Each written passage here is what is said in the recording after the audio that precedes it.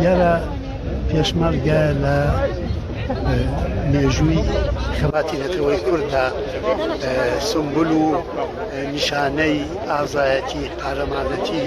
کورد پارێزی کوردستان پارێزی خەبات بۆ ئازادی بۆ دموکراسی بۆ مافی مرۆڤ و بۆ بەرابەری ژووریا و لە کۆمەڵ و لە بنەماڵەدا بووە. ئەو پێشمەرگەیە کە دوژمنان تۆمەت و لاتاوی جۆراجۆریان بۆ هەڵبەست و پێ هەڵدەدا دەرکەوت کە ئەو پارێزەری ئازادی و دموکراسیە و سەرهەڵدانیشی لە ڕۆژی کۆماری کوردستانەوە ئەو نامە هاتووە و ئەو ناوە هەروا درێژەی هەبووە و وەکو نیشانەیەک لە مبارزاتی میلەتی کورد هەر هەبووە. بە تایبەتی ئەوڕۆ من دەتوانم بڵێم ڕۆژێکی مێژوویە لەبەروەی کە ئەگەر نەڵێم ئەفکاری عمومی جەهانی یا فەڕەنسا بەنوێنەرایەتی ئەفکاری عمومی جەهانی ئەقەلەن ئەفکاری عمومی فەڕەنسا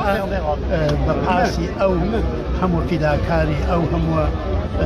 شەهیدە ئەو هەموو خەباتەی ئەو هەموو ماڵگرانەی کە پێشمەرگە لە ڕێگای ئازادی کورد و کوردستان و تەنانەت مرۆڤایەتیدا چێژوویەتی پاداشێکی پێدا وە شوێنێکی ئاوا گەورەی بە ناوی پێشمەرگە کرد. پێشمەرگە لە کورد پیرۆز بێ و ئەو مناسبەتەش لە کوردیش و لە پێشمەرگە پیرۆز بێ.